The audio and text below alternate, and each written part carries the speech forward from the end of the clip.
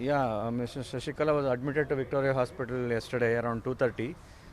She was tested negative yesterday at Bowring Hospital. From there, she was referred here for CT scan, and then we got the CT scan done, and our doctors examined her, and the CT score was around 16 out of 25. That is a severe score. So we suspected that the first test could have been false negative.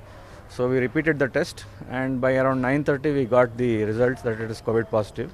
So we have shifted her. She was shifted to ICU even before only.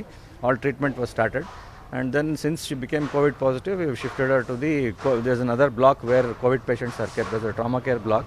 We have shifted her to that ICU, and she's being managed. Not a problem. She's being managed, and she's stable. There's nothing to worry about her condition. Still the fever is there, sir? What kind of fever still? There is no fever. She doesn't have any fever. Her pulse rate, blood pressure, everything is stable. The oxygen SpO2 she is maintaining around 95 with about 10 liters of oxygen. Except for the infection as seen in the lungs, as seen in the CT scan, everything else is, all the other parameters are fine, and all protocols as COVID-19 protocols, the treatment is being followed, and she is being treated by our doctors, and she's being continuously monitored. Sir, the health parameters compared to yesterday, Yeah. there are a lot of difference. What is that? There is no difference. She has improved a little bit, but she's not deteriorated. It is not right to say she's deteriorated. She's in the same state as yesterday, but because it is just one day for the treatment to take effect and all that, it will take another 2-3 days.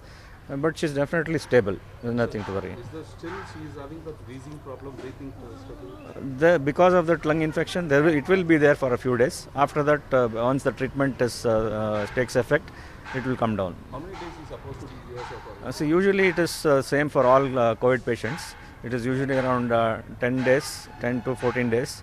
And again, depending on the condition at the time of discharge. Usually 10 to 14 days, the protocol is we discharge the patient. Following that, they have to be in home quarantine for another 1 or 2 weeks. Okay. Yeah. How far you are confident about her health condition? Right now, she is stable. She is fine right now. Yeah. Sir, the lung infection shows little bit severe also. No. More than 50%. Yeah, that's right. That is why she's being treated in the hospital. That's why she's admitted in ICU and being treated. Thank you, sir. Yeah, no problem. Thank you. Thank you. One second.